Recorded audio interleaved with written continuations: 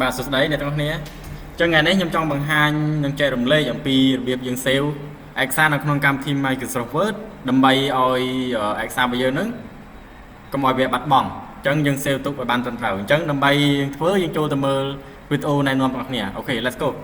តោះចឹងដំបូងគឺយើងបើកទៅលើកម្មវិធី Microsoft Word របស់យើងសិនមកជាបន្តមកទៀតរបៀបដែលយើង save ឲ្យបានត្រឹមត្រូវហ្នឹងគឺយើងទី1យើងចូលទៅក្នុងពាក្យថា file ហើយបន្ទាប់មកទៀតចុចពាក្យថា save បន្ទាប់មកគឺយើងចុចកន្លែងពាក្យថា browse ហើយយើងទៅស្វែងរកទីតាំងអញ្ចឹងភាគច្រើនគឺតែងតែមានបានជ្រើសរើសទីតាំងឯកសារឲ្យបានត្រឹមត្រូវអញ្ចឹងហើយឯកសារយើងអត់ដឹងថានៅទីតាំងណាទេអញ្ចឹងមកដល់ត្រង់ចំណុចនេះវាមានច្រើនសម្រាប់យើងជ្រើសរើសណាតោះឥឡូវដើម្បីកុំឲ្យខាត់ពេល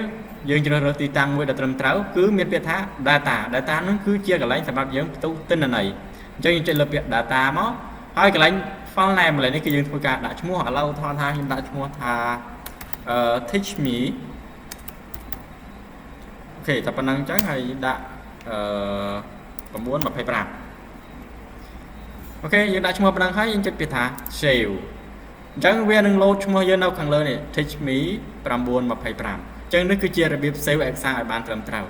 អញ្ចឹងដើម្បីបញ្ជាក់ថាឯកសាររបស់យើងនេះ save ត្រឹមត្រូវហើយជាប់នៅលើកុំព្យូទ័រមែនឬអត់អញ្ចឹងយើងចុចខ្វែងមកអូខេអញ្ចឹងដើម្បីបញ្ជាក់ថាឯកសាររបស់យើងនឹងបាន save ច្បាស់លាស់ឬត្រឹមត្រូវហើយ